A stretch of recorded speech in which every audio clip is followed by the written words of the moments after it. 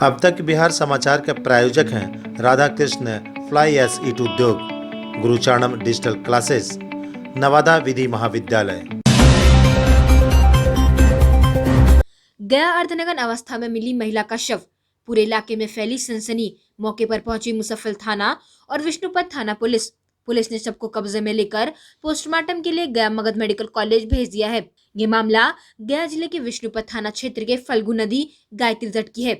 इस संदर्भ में मानपुर अंचल के सर्किल इंस्पेक्टर गोपाल सदन ने बताया कि जिस स्थान पर महिला का शव मिला है वो विष्णुपद थाना क्षेत्र में आता है। उन्होंने यह भी बताया कि शव देखने से ऐसा प्रतीत होता है कि यह करीब 3 या 4 दिन का है और साथ ही साथ पानी के बहाव के कारण यह कहीं से आ गया है। श्री सदन ने यह भी कहा कि पोस्टमार्टम के बाद पता चलेगा कि महिला की डूबकर मौत हुई है या फिर किसी ने हत्या की है। अभी महिला की पहचान नहीं हो पाई है। शेरघाटी में शराब के नशे में धुत गांव के 2 लोगों के बीच कहासुनी हो गई, जिसके बाद आपसी मारपीट में युवक की जान चली गई। घटना शेरघाटी थाना क्षेत्र के बेलागंज पंचायत के बेला गांव की है। बताया जा रहा है कि रविवार के देर रात जब करीबन 9:30 बजे इस घटना की जानकारी मिली तो शेरघाटी थाना अध्यक्ष रामेंद्र कुमार व प्रशिक्षु डीएसपी गुलशन कुमार दल लेकर घटनास्थल पर पहुंचे। वही मामले की छानबीन शुरू कर दी है। पुलिस को ग्रामीणों से पूछताछ के दौरान पता चला कि 2 लोग गांव के बाहर छोर पर बैठकर आपस में बातचीत कर रहे थे, जबकि दोनों शराब के नशे में धुत थे। बात ही बात में दोनों उलझ गए। इसी दौरान राजू यादव पिता कमलेश्वर यादव ने संतोष पर हाथ चला दिया।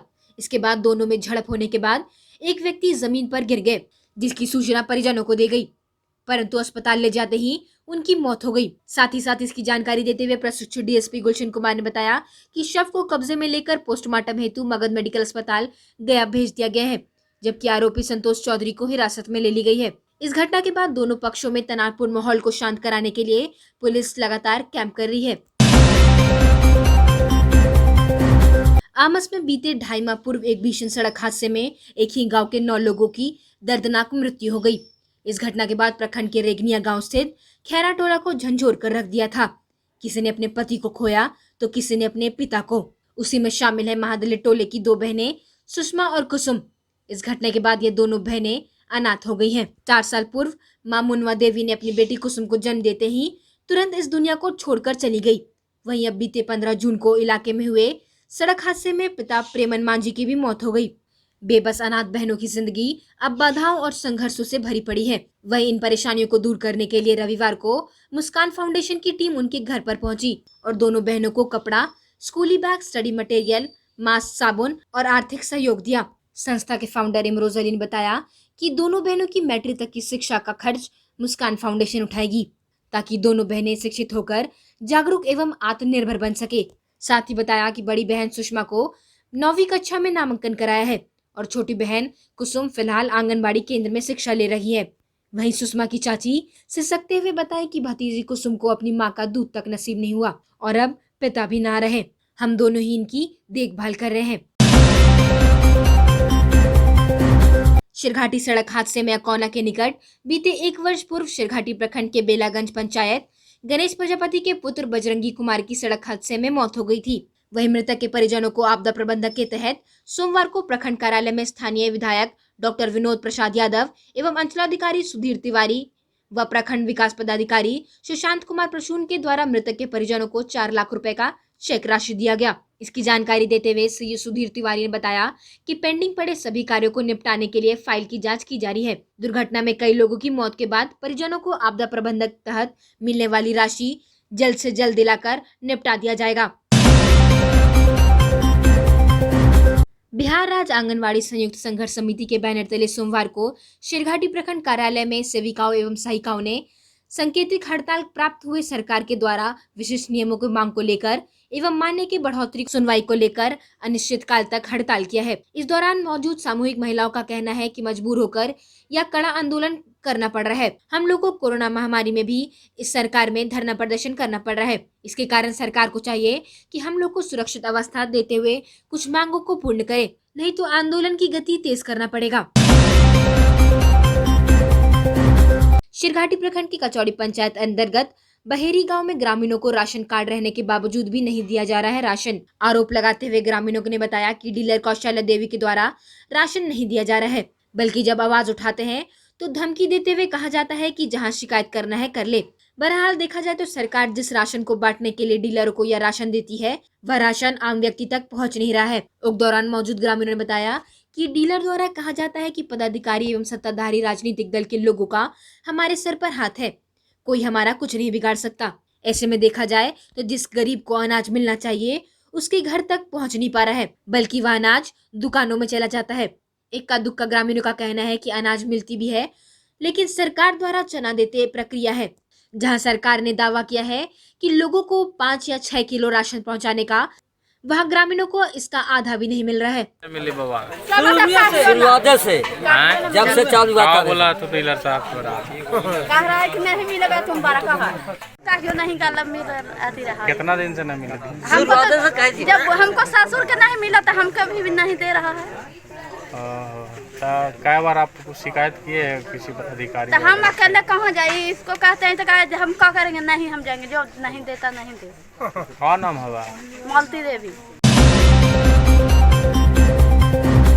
इमामगंज थाना क्षेत्र के नगमा पंचायत के फतेहपुर गांव में शराबी पति प्रमोद दास ने अपने घर के सदस्यों के साथ मिलकर 20 वर्षीय ममता कुमारी की गला दबाकर हत्या कर दी। माना जाता है कि पति पत्नी का रिश्ता प्यार और विश्वास का रिश्ता है। बच्चे होने के बाद इस रिश्ते की अहमियत और बढ़ जाती है। घर का गार्जियन अपनी पूरी ऊर्जा के साथ बीवी बच्चों को सभी खुशियां देने की कोशिश करता है, लेकिन कुछ सनकी किस्म के लोग ऐसे भी होते हैं जो इस रिश्ते की पवित्रता और इंसानियत को शर्मसार करने के लिए कृत्य कर जाते हैं। ऐसा ही एक मामला इमामगंज से सामने आया है, जहां एक सनकी किस्म के व्यक्ति ने अपने घर के सदस्यों से मिलकर गला दबाकर अपनी ही पत्नी की जान ले ली। उसके बाद घर में रस्सी के फंदे लगाकर शव को उसमें टांग दिया। बेटी के मायके के लोगों ने बेटी का शव देखने के लिए हंगामा खड़ा कर दिया। इस संबंध में देवचंडी गांव निवासी उदय ने बताया कि अपनी बहन ममता कुमारी की 3 साल पूर्व ही प्रमोद दास से विवाह कराए थे। सोमवार की देर रात पति प्रमोद ने 200 रुपए का शराब पी लिया और घर आकर बहन ममता कुमारी के साथ झगड़ा भी किया। फिर अधिक गुस्से में आने के बाद रस्सी से गला दबाकर उसकी हत्या कर दी। इसकी जानकारी अब पुलिस को दे दी गई है। मामले की छानबीन जारी है। कैसे घटना हुई है? घटना लड़का सही नहीं निकला, लड़का दारू उरू पी पा के ऐसे काम कर दिया। कौन थे ये हमारा बहन थी। किनके द्वारा घटना को अंजाम दिया गया? कौन मारा? प्रमोद। कौन है प्रमोद? बहन का हमारा पति। तो क्या कैसे की रात में क्या कैसे जानकारी मिली कि हत्या हो गई है? रात की जानकारी है, ये लड़का का मम्मी फ़ोन की हमारे पास में, जैसे तबीयत खराब है, से बेहोश हो गई है, से हम बोले बात कराइए, तो बाद में फिर उधर से फ़ोन आ रहा है कि डेट कर गई। तो क्या पहले से कुछ झगड़ा उगड़ा होता था या कुछ डिमांड में करते दहेज को लेकर के? इतना कोई कुछ नहीं बताता था।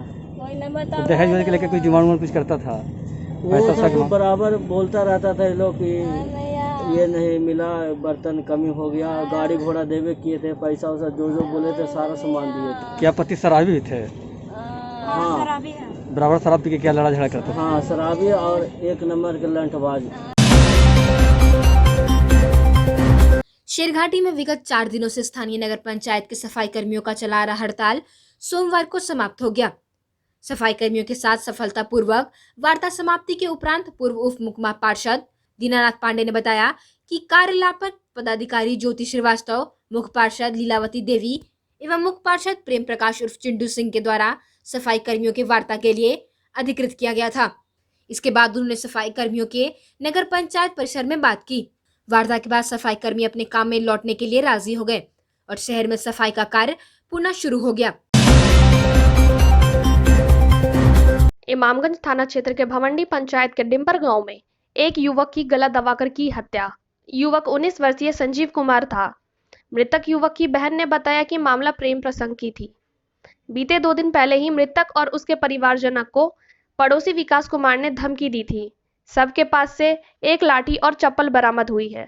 पुलिस कर्मियों ने उन चीजों को अपने हिरासत में ले लिया और शव को पोस्टमार्टम के लिए मगध मेडिकल अनुग्रह नारायण भेज दिया गया है और मृतक के परिजनों के आधार पर हत्याकांड सहित लोगों को गिरफ्तार करने के लिए छापेमारी चल रही है। मारा गया है और ये जो मारा उसका नाम विकास है, उससे दुश्मनी था और उसी के घर के पीछे फेंका हुआ है मार के, और वहाँ पे चप्पल भी है, डंडा भी है और नाखून का निशान भी है। और मकाई में फेंकल है और मकाई पूरा एकदम अहड़ायल है। और कुछ नहीं करे। और मोबाइल हमको घर 1 महीना से मतलब गायब था वो मोबाइल, जो निकला मेरा भैया के पैकेट में। डुमरिया के हंडी गांव के समाज सेवी महेंद्र यादव व रामदयाल रजक की नक्सलियों द्वारा की गई हत्या। मामला डुमरिया के मैगरा थाने क्षेत्र में हुई दर्ज। शनिवार शाम को की गई उनकी अंतिम संस्कार। इस मौके पर नम आंखों से विदाई दी। शाम को गया के शव आते ही परिजनों व बच्चों का चित्कार से पूरे गांव गमगीन हो गया। इसके बाद हरनी पहाड़ के पास दोनों शवों को अंतिम संस्कार किया गया। इसमें कई शुभचिंतक, समाज सेवी व परिजनों शामिल थे। वहीं इस कांड पर कई लोगों ने शोक व्यक्त करने के लिए इस क्षेत्र के लिए अपूरणीय क्षति बताया। दोहरे हत्याकांड में 5 लोग हुए गिरफ्तार। मैगरा थाना अध्यक्ष मनोज कुमार ने बताया कि ईंट भट्टा संचालक महेंद्र यादव और पड़ोसी रामदयाल रजक ने हत्या मामले में 5 लोगों की गिरफ्तारी हुई है। गिरफ्तार किए गए में हरनी गांव के नंद किशोर मिस्त्री, उमेश यादव, निरंजन शर्मा, रंजीत ठाकुर व राजा यादव का नाम शामिल है। शेरघाटी उपकारा के पश्चिमी भाग में अधिग्रहित भूमि में अपरिचित व्यक्तियों द्वारा अनाधिकृत रूप से कब्जा कर निवास बना लेने से एवं उसके अंदर दरवाज़ा खोल दिए जाने के कारण उपकारा प्रशासन के द्वारा दीवार खड़ा करने में परेशानियों का सामना करना पड़ रहा है। इसकी जानकारी देते हुए जेल के जेलर सुशील कुमार गुप्ता ने बताया कि उपकारा पश्चिमी दिशा में अतिक्रमणकारियों द्वारा अतिक्रमण कर मकान बना दिया गया है, जो कि सुरक्षा के दृष्टिकोण से काफ़ी खतरनाक और समस्यात्मक साबित हो रहा है। हालांकि उन्होंने यह भी बताया कि इसकी सूचना अंचल अधिकारी आमस को पत्र के माध्यम से दे दी गई है। साथ ही वरीय अधिकारियों को भी अस्थायी रूप से अतिक्रमण मुक्त कराने की बात पत्र के माध्यम से कही जा चुकी है, लेकिन अब तक अतिक्रमण मुक्त नहीं कराए जाने से काफ़ी परेशानियों का सामना करना पड़ रहा है। उन्होंने बताया कि अस्थायी रूप से अतिक्रमण करने वालों की खैर नहीं है। जो जमीन को कब्जा किया है उसके ऊपर कानूनी कार्रवाई की जाएगी। शेरघाटी से अब तक बिहार के लिए चंदन मिश्रा की रिपोर्ट। जी बोलिए। जहाँ खड़े हुए हैं वो जेल परिसर है। जेल परिसर में कुछ अतिक्रमणियों द्वारा अतिक्रमण भूमि को, जेल भूमि को कर लिया गया है और उसको काफ़ी ढंग से हम लोग लेटर वगैरह भी दिए हुए हैं कि इसको मुक्त कराने का कोशिश किया जा रहा है और उसको जल्दी से जल्दी इसके ऊपर बहुत बड़ा कार्रवाई होने जा रहा है। और अतिक्रमण को भी ये दिया गया है अल्टीमेटम कि आप यहाँ खाली करके, और ये लोग को कहीं बाहर भी कुछ जगह दिया हुआ है। एसडीओ साहब की तरफ से बाहर ज़मीन दिया हुआ है। सीओ भी कहा है कि बाहर इसको 3-3 डिसमिल ज़मीन दिया हुआ है, लेकिन वहाँ नहीं जा करके ये लोग यहाँ अतिक्रमण करके और कम से कम 15 साल से यहाँ पर ये रह रहे हैं। बिहार के गया में नाबालिग लड़की के साथ गैंग रेप का सनसनीखेज मामला प्रकाश में आया है। पीड़ित युवती के साथ सामूहिक बलात्कार करने वाले बलात्कारियों ने बलात्कार के बाद फोटो और वीडियो सोशल मीडिया पर वायरल भी कर दिया है। इस घटना के बाद पुलिस हरकत में आई और बलात्कारियों के परिवार पर दबिश बनाते हुए 3 बलात्कारियों में से एक बलात्कारी के पिता को गिरफ्तार कर लिया है। पूरा मामला गया जिला के फतेहपुर प्रखंड के झनक गांव की है। पीड़ित युवती 12वीं कक्षा की छात्रा है। घटना 26 अगस्त की है। शाम को शौच के लिए घर से निकली युवती को पहले से दाव लगाकर बैठे 3 की संख्या में रहे मनचले अपराधियों ने शिकार बनाया। एक सुनसान खंडहर में ले जाकर बारी बारी से अपराधियों ने बलात्कार की। इसकी शिकायत परिजनों ने पुलिस से की। त्वरित कार्रवाई करते हुए पीड़ित युवती की शिकायत पर मोहनपुर थाना में मामला दर्ज करते हुए आज गया के प्रभावती अस्पताल में जांच के लिए लाया गया।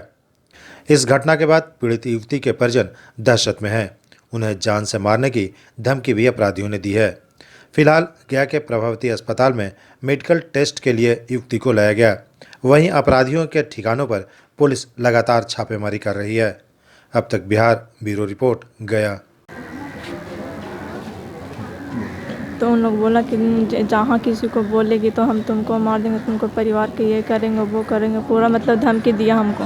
तो हम इसलिए घर में मतलब नहीं बोले। उन लोग फ़ोटो भी खींचा वहाँ पे, तो हम किसी को नहीं बोले घर में आकर। जब मतलब हम पूरा, और उन्होंने धमकी दी अगर किसी को बोलेगा तो फ़ोटो मतलब फेसबुक और व्हाट्सएप पर डाल देंगे। तो हम इसलिए डर से नहीं बोले किसी को घर पर। और 2 दिन के बाद उन लोग फेसबुक व्हाट्सएप पर पूरा फ़ोटो मतलब वायरल कर दिया, सब नाम एड्रेस सब लिख कर, और उन तीनों लड़का के भी। को लेके आए, कहाँ से लेके आए? मोहनपुर थाना से लेके आए हैं। बलात्कार का मामला है, केस हुआ है, अनुसंधान अंतर्गत है। यहाँ मेडिकल चेक जांच मेडिकल होगा। कोई अपराधी जो है बलात्कारी अरेस्ट कोई हुआ है? नहीं, आज बताए भी किया है, तो आज एक घटना आज ही घटना पहले खे, लेकिन बताए थाना पर आ जाइए। शिकायत पुलिस में आज दर्ज हो गई। विष्णुपद शमशान घाट को नगर निगम द्वारा हाईटेक बनाया जा रहा है, जिसका शिलान्यास गया नगर निगम के डिप्टी मेयर ओंकारनाथ श्रीवास्तव उर्फ मोहन श्रीवास्तव तथा नगर आयुक्त सावन कुमार, पार्षद चंदू देवी ने संयुक्त रूप से किया। शिलान्यास के दौरान डिप्टी मेयर मोहन श्रीवास्तव ने कहा कि शमशान घाट के हाईटेक निर्माण एवं सौंदर्यीकरण पर निगम 6.5 करोड़ रुपए खर्च करेगी। विष्णुपद स्थित शमशान घाट की स्थिति सुधारने के लिए हाईटेक शवदाह गृह का निर्माण किया जा रहा है। इसके साथ ही इस शवदाह गृह के लिए निगम 10 क्रीमिनेशन मशीन भी लगा रही है। वहीं निगम आयुक्त सावन कुमार सनातन धर्म की परंपरा को अक्षुण्ण रखने के लिए यहां आज शमशान घाट का शुभारंभ करते हुए उन्होंने कहा कि यह एक ऐतिहासिक क्षण है, जब पूरे जिले में इस तरह के शमशान घाट की स्थापना किए जाने के बाद जिले का एकमात्र ऐसा शवदाह गृह होगा जहां शवदाह के लिए लोगों को खर्च कम आएंगे। गया नगर निगम द्वारा बिहार में पहली बार जीवन की जो अंतिम व्यवस्था है उसे संपूर्ण निपटारा के लिए आज यहां प्रक्रिया शुरू कर दी गई है। अब तक बिहार ब्यूरो रिपोर्ट गया। बोध गया और गया जी में एक पिंड और एक मुंड का परंपरा यहाँ चली आ रही है। गया में मोक्ष प्राप्ति के लिए देश और दुनिया के लोग आते हैं। यहाँ पर श्मशान घाट हाईटेक होना अत्यंत महत्वपूर्ण रहा। ये लगभग 40% काम हो चुका है। जो यहाँ पर पीताम्बरी धूप इत्यादि बेच रहे थे, वो सारे लोग बगल में उनको 20 दुकान बना के उसमें शिफ्ट कराया जाएगा। बगल में लकड़ी का टाल रहेगा, वहाँ से सेल होगा और ये पूरा एरिया लाइट और स्टील के शेड से सुसज्जित होगा। अत्यंत ही खूबसूरत। और हम लोग गया नगर निगम की ओर से इतना मेहनत सब लोग किए हैं। सरकार की तरफ से इसमें हम लोगों का जो सहायता होनी चाहिए वो मिला है। यहाँ पर आज जो है श्मशान घाट निर्माण का कार्य शुभारम्भ किया गया। माननीय सर्वोच्च न्यायालय और गृह ट्रिब्यूनल का भी आदेश था, जिसके तहत शहरों में जो है जहाँ भी गंगा किनारे हैं या अन्य सिटी किनारे, वहाँ पर आधुनिक ग्रीन टेक्नोलॉजी का प्रयोग करना है। मगध की गौरवशाली धरती नवादा में मगध यूनिवर्सिटी बोधगया और BCI गवर्नमेंट ऑफ इंडिया से अस्थायी मान्यता और संबद्धता प्राप्त नवादा विधि महाविद्यालय LLB, BA LLB और LLB ऑनर्स की गुणवत्तापूर्ण दक्ष व्याख्याताओं द्वारा पढ़ाई कराई जाती है। नामांकन के लिए आवेदन आमंत्रित किए जाते हैं। अंतिम तिथि 15 सितंबर 2020। ऑफलाइन ऑनलाइन एंट्रेंस टेस्ट की तिथि 20 सितंबर 2020। परिणाम प्रकाशन की तिथि 25 सितंबर 2020 तथा नामांकन की अंतिम तिथि 30 सितंबर 2020। शीघ्र संपर्क करें। मोबाइल नंबर 9431224775, 9934020457 और 9471490185। ऑनलाइन क्लासेस जारी। गुरुचरणम डिजिटल क्लासेस आपके लिए लाया है Gurucharanam scholarship cum admission test for classes 9, 10, 11th and 12th. Scholarship up to 90%. Direct admission also available for Z Mains and Advanced, NEET UG, NTSC and Olympiads. अपने बच्चों के बेहतर व सुरक्षित भविष्य के लिए संपर्क करें गुरुचरणम डिजिटल क्लासेस। पता है AP कॉलोनी, आशा सिंह मोड़, opposite to Ashirwad nursing home Gaya. Contact number 9430034146। Shri Radha Krishna fly ash ईट उद्योग आपके शहर में पहली बार हाईटेक क्वालिटी से बना ईट, जो है सबसे बेहतर और सबसे मजबूत। अत्याधुनिक मशीनों से निर्मित अच्छी क्वालिटी और बेजोड़ मजबूती का वादा। श्री राधा कृष्ण फ्लाई ऐश ईट से दीजिए अपने आशियाने को एक फौलाद मजबूती। हमारा पता है गोपालपुर NH2 के निकट शेरघाटी गया। और अपने शहर की खबरों के साथ जुड़े रहने के लिए हमारे चैनल अब तक बिहार को सब्सक्राइब कर बेल आइकन जरूर दबाएं। अब तक बिहार, खबर वही जो अब तक दिखाए।